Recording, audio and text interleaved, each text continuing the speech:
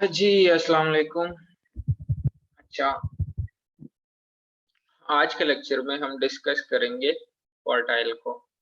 Last time हमने बात की थी मीडियन के हवाले से, और मीडियन के बारे में हमने बताया था कि मीडियन हमारे पास वैल्यूज को या किसी भी डेटा सेट को दो इक्वल हिस्सों में डिवाइड कर देती है।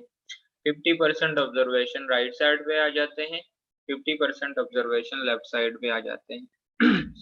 अब जो क्वार्टाइल है इसमें 3 पॉइंट्स होते हैं, और वो जो 3 पॉइंट्स होते हैं या 3 वैल्यूज होती है वो किसी भी डेटा सेट को 4 इक्वल हिस्सों में डिवाइड करती हैं। क्वार्टाइल जैसे क्वार्टर से निकला है 4 को कहते हैं। यहाँ पे अगर लेट्स सपोज हम इसको लाइन के जरिए शो करें, तो फॉर एग्जांपल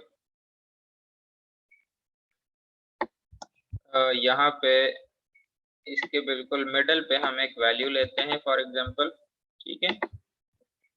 और अब ये जो पॉइंट है इसने इस डेटा सेट को, आप एज्यूम कर ले कि लेट्स सपोज ये हमारे पास कुछ वैल्यूज है, या आप एज्यूम कर लो कि इसको हम लाइन के जरिए शो कर रहे हैं, ठीक है। तो ये जो डेटा सेट है, इस पॉइंट ने इसको दो हिस्सों में डिवाइड कर दिया है। लेफ्ट साइड पे 50% ऑब्जर्वेशन और राइट साइड पे 50% ऑब्जर्वेशन, ठीक है। अब लेट सपोज हम एक दूसरी लाइन लेते हैं। अब क्वार्टाइल में हमने क्या कहा कि क्वार्टाइल में 3 पॉइंट्स होते हैं, और वो जो 3 वैल्यूज होती है ये किसी भी डिस्ट्रीब्यूशन को 4 इक्वल हिस्सों में डिवाइड कर देती है, ठीक है। इन 3 पॉइंट्स में ये जो फर्स्ट पॉइंट होता है इसको कहते हैं Q1, ठीक हो गया। ये जो मिडल की वैल्यू है इसको कहते हैं Q2, और ये जो थर्ड पॉइंट है या थर्ड वैल्यू है इसको कहते हैं Q3। अब अगर हम दोनों को मैच करें तो ये जो दरमियान का पॉइंट है ये वाला, दोनों का, ठीक है। तो जैसे ये मीडियन था, मीडियन को शो कर रहा था ये वाला पॉइंट, ठीक है। इसी तरह यहाँ पे ये जो Q2 है ये भी मीडियन को शो कर रहा है। इट मीन्स कि दोनों की जो मिडल वैल्यू है, यहाँ पे हम इसको कह रहे थे कि ये मीडियन है, और यहाँ पे हम इसको कह रहे हैं कि ये Q2 है। तो इसका मतलब ये हुआ कि ये जो मीडियन है, मीडियन बराबर होगा किसके? Q2 के। यानी कि Q2 की वैल्यू और मीडियन की वैल्यू अगर दोनों को हम कैलकुलेट करेंगे तो दोनों का आंसर सेम आएगा,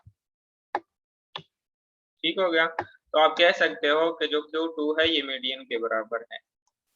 तो अभी इस क्वार्टाइल को हम डिस्कस करेंगे for ungroup data and for group data. तो जैसे मीडियन के लिए अनग्रुप डेटा में हमने कोई फार्मूला यूज नहीं किया था, सिंपल हमने ऑब्जर्वेशंस देखे थे और उसमें हमने चेक किया था कि अगर लेट सपोज डेटा सेट जो है वो ऑड नंबर्स में हो तो सेंट्रल की वैल्यूज जो है वो मीडियन कहलाएगा, ठीक है। और लेट सपोज अगर नंबर ऑफ ऑब्जर्वेशंस जो है वो इवन नंबर्स हो तो सेंट्रल की दो वैल्यूज का हम एवरेज लेते थे। अब यहाँ पे सिंपल क्वार्टाइल के लिए भी हम वही तरीका यूज कर लेते हैं। यहाँ पे लेट सपोज हमने एक एग्जांपल ली है, एग्जांपल 1 में है, और इसका हम Q1, Q2 and Q3 find कर लेते हैं, ठीक है। अब ये हमारे पास डेटा सेट है 5, 9, 3, 5, 7, 8 और 11। तो पहले स्टेप में जैसे हम मीडियन में सबसे पहले वैल्यूज को अरेंज करते थे, यहाँ पे भी सबसे पहले वैल्यूज को अरेंज कर देते हैं। तो आप लिख सकते हो रीअरेंज इन असेंडिंग और डिसेंडिंग ऑर्डर, किसी भी ऑर्डर में आप कर लो अरेंज, चाहे असेंडिंग ऑर्डर में करो चाहे डिसेंडिंग ऑर्डर में करो, आंसर जो है वो सेम आएगा। अब जो ऊपर की वैल्यूज थी, इन वैल्यूज को जब हमने रीअरेंज किया तो हमारे पास ये फॉर्म बना है इसका, ठीक है। 3, 5, 5, 7, 8, 9 और 11। तो सबसे आसान तरीका Q1, Q2, Q3 फाइंड करने का ये है कि सबसे पहले बगैर कोई फार्मूला यूज किए सबसे पहले आप जो है वो Q2 फाइंड करें, ठीक है। मतलब अगर आपने किसी क्वेश्चन का या किसी भी डेटा सेट का Q1, Q2 और Q3 फाइंड करना हो तो क्या करेंगे कि सबसे पहले हम Q2 फाइंड करेंगे। Q2 इसलिए फाइंड करते हैं कि ये जो लेफ्ट साइड पे वैल्यूज रह जाती है, इसका दोबारा से अगर मीडियन फाइंड करें तो ये Q1 कहलाएगा, और ये जो अपर वैल्यूज है इन वैल्यूज का अगर मीडियन फाइंड करेंगे तो वो Q3 कहलाएगा। ठीक है, तो यहाँ पे हम कोई फार्मूला यूज नहीं कर रहे और ना किसी फार्मूला यूज करने की जरूरत है, बस जस्ट हमने ऑब्जर्वेशंस देखने हैं। तो वो किस तरह से देखेंगे, अब ये देखो वैल्यूज को हमने रीअरेंज किया। अब इसको हम काउंट कर लेते हैं कि ये कितनी वैल्यूज है, 1 2 3 4 5 6 7 7 नंबर्स है, और 7 नंबर्स जो है ये हमारे पास ऑड नंबर्स है। तो ऑड नंबर्स का मतलब होगा अगर उसका हम मीडियन फाइंड करेंगे तो जो सेंट्रल की वैल्यू आएगी वो मीडियन होगा। और अभी हमने यहाँ पे चेक किया कि मीडियन जो है ये Q2 के बराबर होता है, यानी कि ये दोनों वैल्यूज सेम होती है। ठीक है, तो जब हमने मीडियन इसके लिए कैलकुलेट किया या जो मीडियन हमने इसके लिए फाइंड किया तो यहाँ पे हमने लिखा Q2 is equal to median, और यहाँ पे आपके पास इसका मीडियन क्या है, वो 7 है।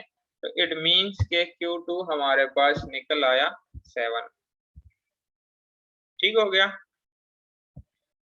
अच्छा अब इसके बाद Q1 की जो वैल्यू है, तो Q1 की वैल्यू हमारे पास Q2 के लेफ्ट साइड पे फॉल कर रही है, यानी कि इस साइड पे है। तो इन वैल्यूज को अगर हम देखेंगे, यहाँ पे कितनी वैल्यूज रहती है लेफ्ट साइड पे, 3 वैल्यूज रहती है। तो यहाँ पे हमने बात की कि ये जो आपके पास 3 वैल्यूज लेफ्ट साइड पे रह गई है, आप दोबारा इसका मीडियन फाइंड करें, और जो लेफ्ट साइड का मीडियन आएगा तो वो हमारे पास Q1 की वैल्यू होगी। तो इन 3 वैल्यूज का अगर हम मीडियन फाइंड करेंगे तो वो वैल्यू हमारे पास आ जाएगी 5। ठीक हो गया। अच्छा, फिर उसके बाद Q3 जो है ये Q2 के राइट साइड पे आएगा। तो Q3 के राइट साइड पे अगर हम वैल्यूज देखें तो वो भी हमारे पास 3 नंबर्स हैं। अब इन 3 वैल्यूज का अगर हम मीडियन फाइंड करेंगे तो वो बराबर होगा 9 के। क्लियर है, तो Q3 हमारे पास इसका निकल आया 9। तो क्या हमने कौन सा तरीका अपनाया कि सबसे पहले हमने Q2 डिसाइड किया, और Q2 डिसाइड करने के बाद लेफ्ट साइड के ऑब्जर्वेशन का मीन फाइंड किया तो वो Q1 आ गया। राइट साइड के ऑब्जर्वेशन का मीडियन फाइंड किया तो वो Q3 निकला है। ठीक है, तो ये हमारे पास 7 ऑब्जर्वेशन थे। एक दूसरी एग्जांपल देख लेते हैं कि आप लोगों को क्लियर हो जाए। वैल्यूज है 5 9 3 5 7 8 11 एंड 15। अब ये हमने इवन नंबर्स लिए हैं। अब इसमें चेक करते हैं कि Q1 Q2 और Q3 किस तरह फाइंड होगा। सोल्यूशन में उसी तरह सबसे पहले जो है वो वैल्यूज को अरेंज करें। अरेंज करने के बाद ये बना 3 5 5 7 8 9 11 और 15। अब इसके बाद हम इसको काउंट कर लेते हैं कि ये कितने नंबर्स हैं, 1 2 3 4 5 6 7 और 8। आपके पास n जो है वो इवन है। तो हमें पता है कि जब इवन नंबर्स का हम मीडियन फाइंड करते हैं तो सेंट्रल की 2 वैल्यूज का एवरेज लेते हैं। अब इसमें सेंट्रल की 2 वैल्यूज कौन सी बनेगी, देखो ये जो 2 वैल्यूज है 7 और 8, ये हमारे पास इसकी सेंट्रल वैल्यू बनती है। ठीक है, 3 ऑब्जर्वेशन इस साइड पे रह गए और 3 ऑब्जर्वेशन इस साइड पे रह गए।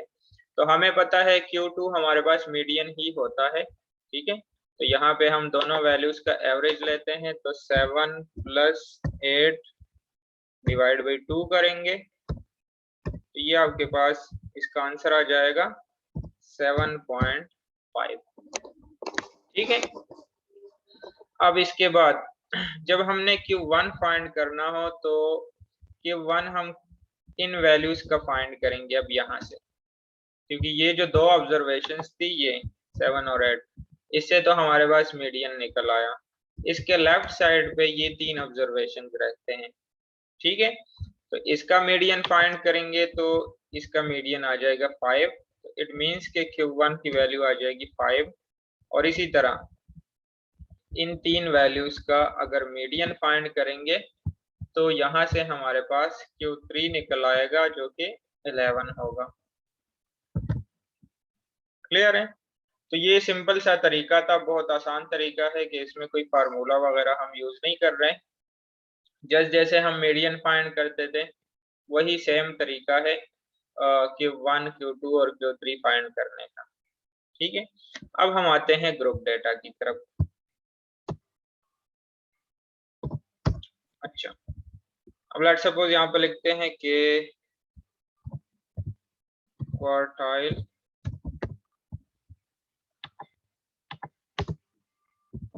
For group data. सबसे पहले आप इसका फॉर्मूला देखें, ठीक है, और फिर हम इसकी कैलकुलेशन की तरफ आते हैं। पॉइंट्स कौन कौन से फाइंड करने हैं क्वार्टाइल के लिए? Q1,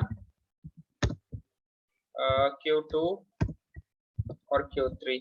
ठीक है, ये आ गया Q1, ये आ गया Q2, और Q2 का फार्मूला होगा 2n/4 और Q3 के लिए फार्मूला होगा L+H/F 3n/4 - C।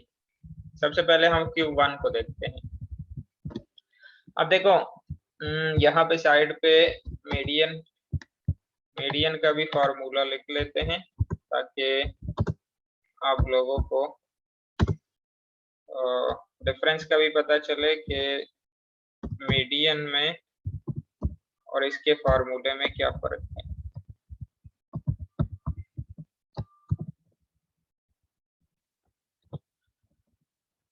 अच्छा, n/2। अब मीडियन का लास्ट टाइम जब हमने फार्मूला पढ़ा था और उसकी कैलकुलेशन की थी तो उसके लिए हमने ये वाला फार्मूला यूज किया था, L+H/F × n/2 - C। अब Q1, ये इसलिए ये वाला टॉपिक बीच में हमने इसको डिस्कस कर रहे हैं क्योंकि मीडियन और क्वार्टाइल को कैलकुलेट करने का सेम तरीका है, सेम फार्मूला है, सिर्फ जहां पे मीडियन में n/2 फाइंड करते हैं। n/2 का मतलब है 2 से इसलिए डिवाइड कर रहे हैं क्योंकि मीडियन में हम वैल्यूज को 2 इक्वल हिस्सों में डिवाइड करते हैं, क्वार्टाइल जो कि 4 हिस्सों में डिवाइड करते हैं डेटा सेट को, तो इसलिए n/4 लिखते हैं। ठीक हो गया?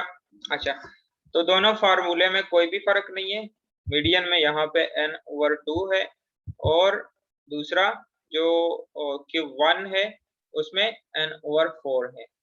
ठीक है, बाकी सेम कैलकुलेशन, सेम प्रोसीजर। अच्छा, अब हम आते हैं Q2 की तरफ। Q2 का भी फार्मूला सेम होगा, तो जहाँ पे इधर Q1 में 1n है यहाँ पे 2n होगा। ठीक है, फार्मूले में थोड़ा सा चेंज आ जाएगा, यहाँ पे हो जाएगा 2n/4। जो भी आपने क्वार्टाइल फाइंड करना हो तो उसी क्वार्टाइल के हिसाब से ये जो n होगा उसको चेंज करेंगे। जैसे Q1 है तो 1n, Q2 है तो 2n, और Q3 की तरफ अगर हम आए तो ये हो जाएगा 3n/4। ठीक है, अब पिछला हमने बात की कि ये जो आपके पास Q2 होता है, Q2 हमारे पास बराबर होता है मीडियन के। तो जो मीडियन है, मीडियन का हमें पता है किस तरह से कैलकुलेट होता है, तो हमें Q2 फाइंड करने की जरूरत नहीं। जिस तरह से मीडियन कैलकुलेट होता है उसी तरीके से आप Q2 को भी फाइंड कर सकते हो। और वो किस तरह से मीडियन के बराबर है, तो यहाँ पे देखें, ये जो हमारे पास 2/4 है, तो अगर इसको हम सिंप्लीफाई करें, इसकी अगर कटिंग हो जाए तो ये आपके पास बन जाएगा 2 1 और 2 4, तो ये आपके पास उसी तरह n/2 हो गया। और ये देखो Q2 का फार्मूला और मीडियन का फार्मूला आपके पास सेम हो गया। ठीक है, तो इसलिए Q2 हम फाइंड नहीं करेंगे, इसका आप लोगों को ऑलरेडी पता है, जो पिछला हमारा लेक्चर था उसमें हमने मीडियन को कैलकुलेट किया था, तो Q2 को भी आप उसी तरीके से कैलकुलेट कर सकते हो। यहाँ पे हम सिर्फ कैलकुलेशन करेंगे Q1 के लिए और Q3 के लिए। ठीक है, तो इसके लिए हम एक एग्जांपल चेक करते हैं।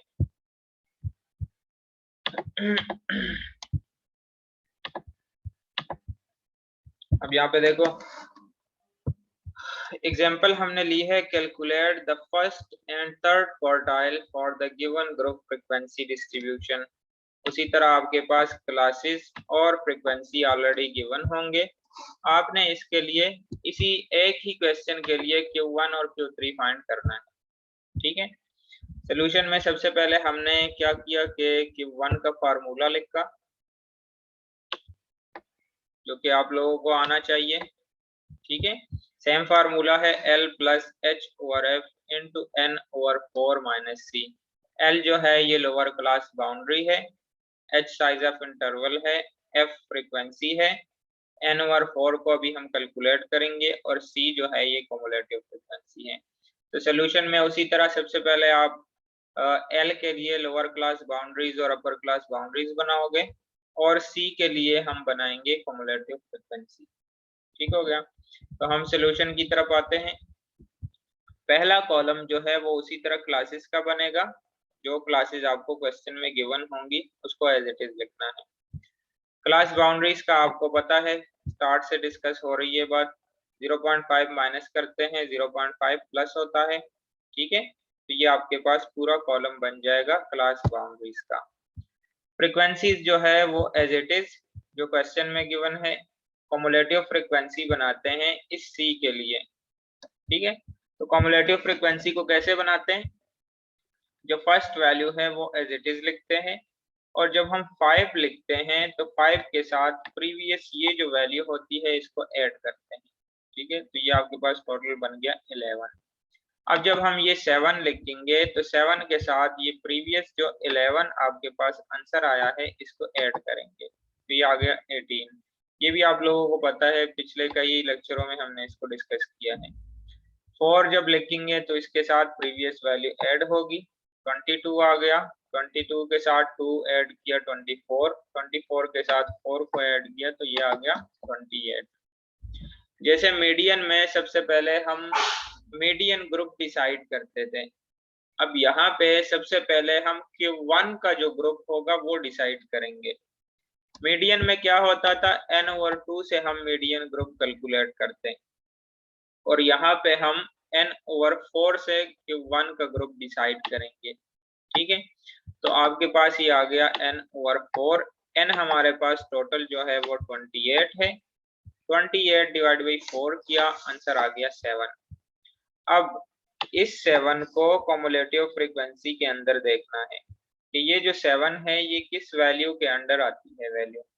ठीक है, तो जब हमने 7 को चेक किया तो 7 जो है वो 6 से ग्रेटर है, तो इट मीन्स कि ये वाला जो पहला ग्रुप है ये कंसिडर नहीं होगा।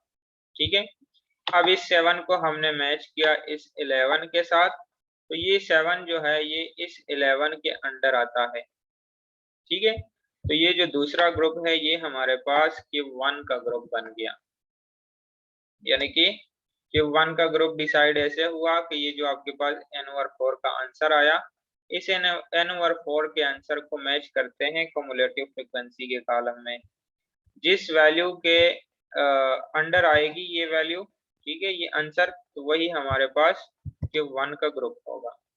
तो यहाँ से आपके पास लोअर क्लास बाउंड्री की वैल्यू भी आ गई जो कि 149.5 है।